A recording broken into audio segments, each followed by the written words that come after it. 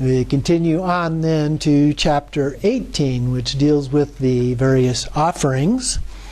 So Samattabhadra then describes the outer, inner, and secret offerings. The secret offerings are associated with the paths of liberation and skillful means. The former includes the authentic offering of primordially pure true nature of mind and forceful, compassionate liberation, which benefits the 10 kinds of beings endowed with the negative attitudes.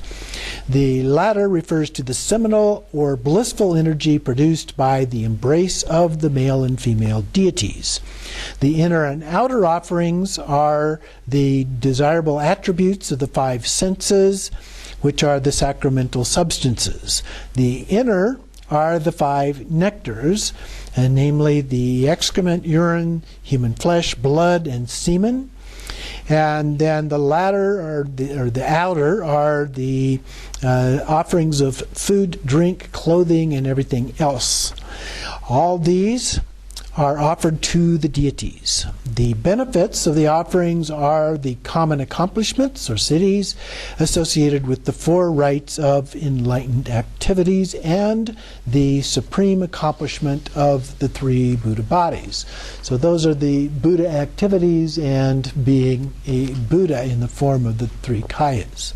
All worlds then are filled with pleasing offerings. So that represents chapter 18 here. So let's look at it from the commentary of Longchenpa. So I'm going to start again on the second page here, 626, the offerings of union and liberation. So he begins with the offering of liberation. The way of making offerings and expressing generosity constitutes the accumulation of merit.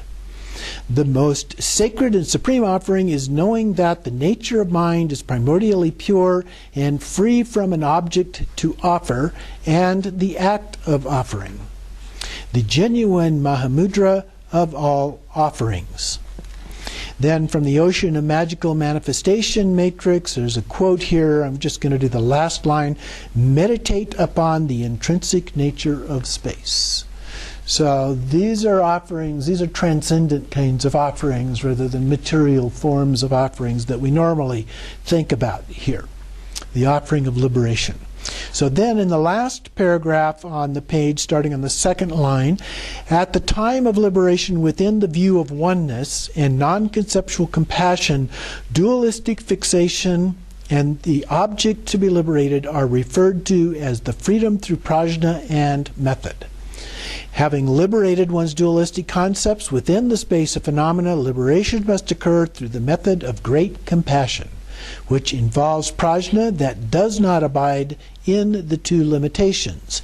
That constitutes an indivisible mind concerning the object to be liberated and oneself as the liberator. So those are the 2 together, the object to be liberated and you as the liberator. By meditating upon immeasurable love and compassion, one must think, alas, compassion for negative-minded sentient beings that qualify in the 10 ways which are listed. I'm not going to go through those, but you can. Those are all listed in the appendix. And hence wander in the lowest realms of the world. The self is illusory, and objects are just mirage-like. Liberate them by realizing that.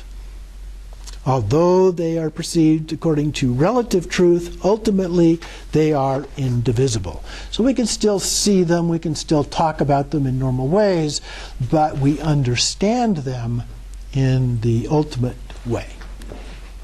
The next paragraph, the offering of union, is that by visualizing oneself and the consort as deities, the mandala is invoked at the secret place.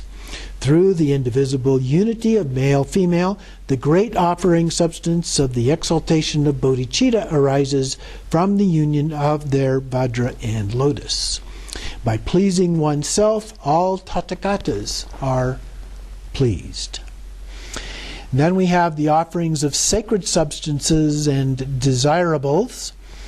So the offering of sacred desirable substances, first the offering of ambrosia.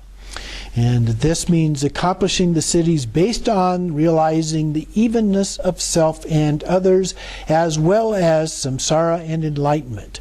This includes the 5 ambrosias, which normally are done in a symbolic way.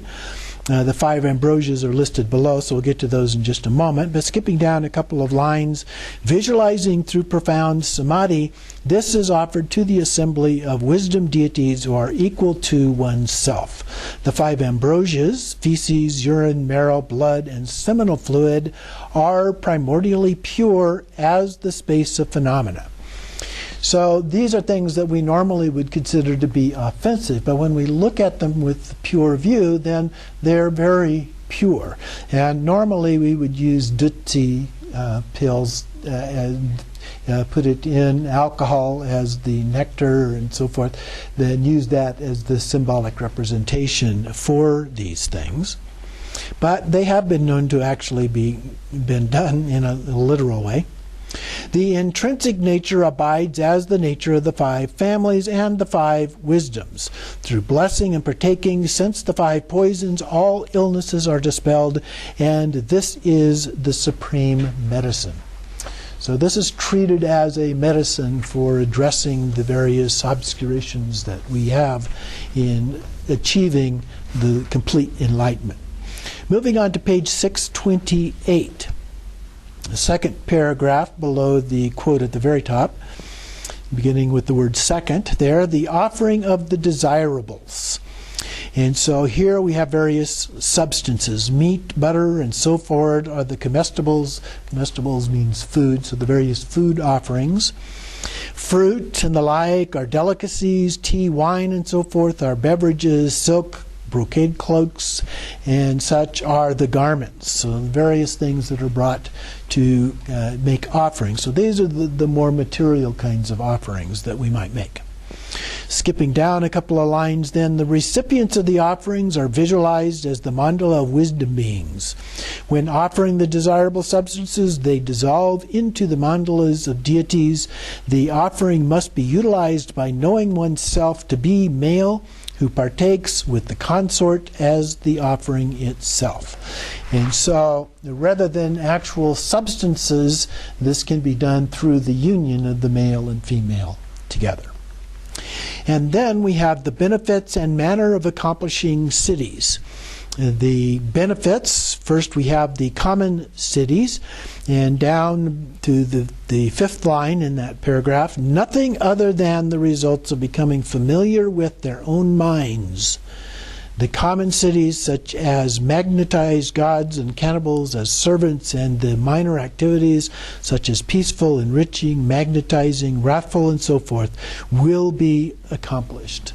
So these are typically described as the Buddha activities, and so we can engage in those kinds of activities. Here they're referred to as common siddhis, although usually common siddhis are referred to as various acts such as magic and those kinds of things, being able to walk through walls and leave your footprint in stone and so forth.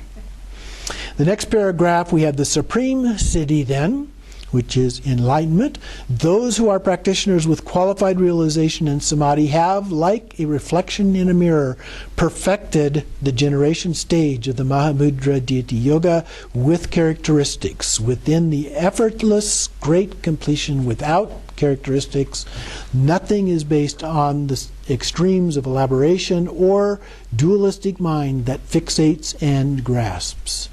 Reaching the wisdom intent of Samittabhadra, the great mandala of inseparability with the 3 kayas will be attained. Enlightened activities will then continue to strengthen and increase. So then he quotes from the Consequence Magical Manifestation Matrix. It states, since all things without exception emerge from the mind, this is the space of phenomena free from characteristics.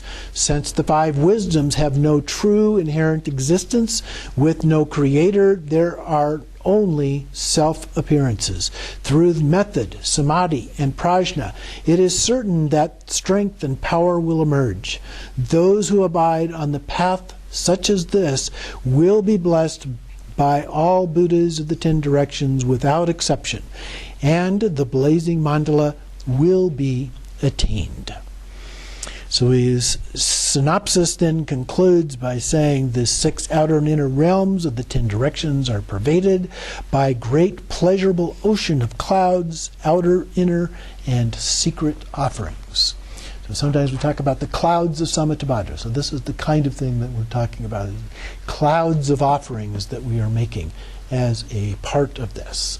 So that concludes chapter 18.